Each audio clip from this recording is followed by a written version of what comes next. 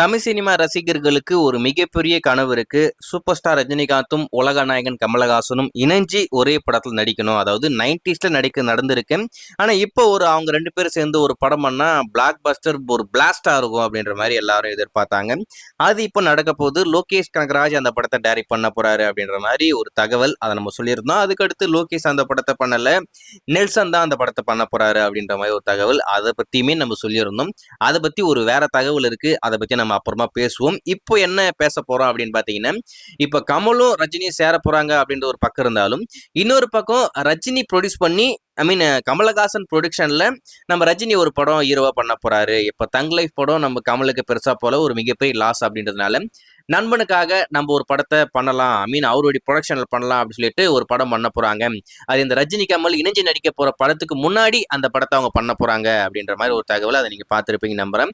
அது மட்டும் இல்லாம அந்த படத்தை நம்ம சுந்தர் சி அவர்கள் தான் டைரக்ட் பண்ண போறாரு அப்படின்ற மாதிரியுமே சொல்லியிருந்தாங்க.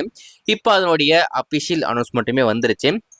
அதாவது நவம்பர் 7 கமலஹாசன் அவருடைய பர்த்டே ட்ரீட்டா தான் அந்த அப்டேட் வரப்போகுது அப்படின்ற மாதிரி ஒரு ரூமர் போயிட்டு இருந்தது. ஆனா திடீர்னு இப்ப படத்தரப்புல அந்த விஷயத்த அபிஷியலாவே சொல்லிட்டாங்க. நம்ம தலைவர் 173, அதாவது நம்ம சூப்பர் ஸ்டார் ரஜினிகாந்த் அவருடைய 173வது திரைப்படத்தை நம்ம சுந்தர் சி அவர்கள் டைரக்ட் பண்ண போறாப்ல. வெற்றி காம்பினேஷன். ஏன்னா ஏற்கனவே இவங்க இருவரும் இணைஞ்சி அருணாச்சலம் அப்படின்ற ஒரு படத்தை கொடுத்துருக்காங்க. அந்த படம் ஒரு மிகப்பெரிய வெற்றி பெற்ற ஒரு திரைப்படம். ஸோ அதே மாதிரி ஒரு ஹியூமரா ஒரு ஃபேமிலி டிராமாவா இந்த படம் இருக்கும் அப்படின்ற மாதிரி எதிர்பார்க்கப்படுது.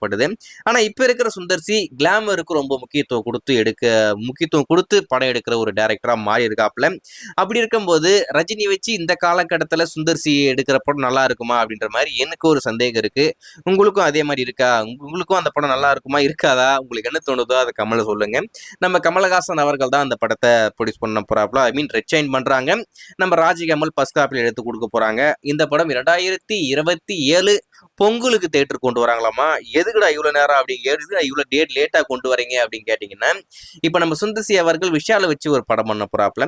அந்த படத்தோடைய ஷூட்டிங்கை முடிச்சு அதுக்கப்புறமா தான் இந்த படத்தோடைய ஷூட்டிங்கை ஸ்டார்ட் பண்ண போறாங்க. இந்த படம் மோஸ்ட்லி 2026 மே மாசம் தான் ஸ்டார்ட் ஆகும் அப்படின்ற மாதிரி சொல்றாங்க. ஸோ அப்படி இருக்கிறதுனால கண்டிப்பா இந்த வருடம் அடுத்த வருடம் எண்டே வர்றது ரொம்பவே சந்தேகம். முடியவே முடியாது அப்படின்றதுனால தான் இந்த படத்தை 2027 கொண்டு போயிட்டாங்க. பொங்கலுக்கு வரப்போது. கண்டிப்பா நல்லா இருந்தா நல்லா இருக்கும். வெயிட் பண்ணி பார்க்கலாம்.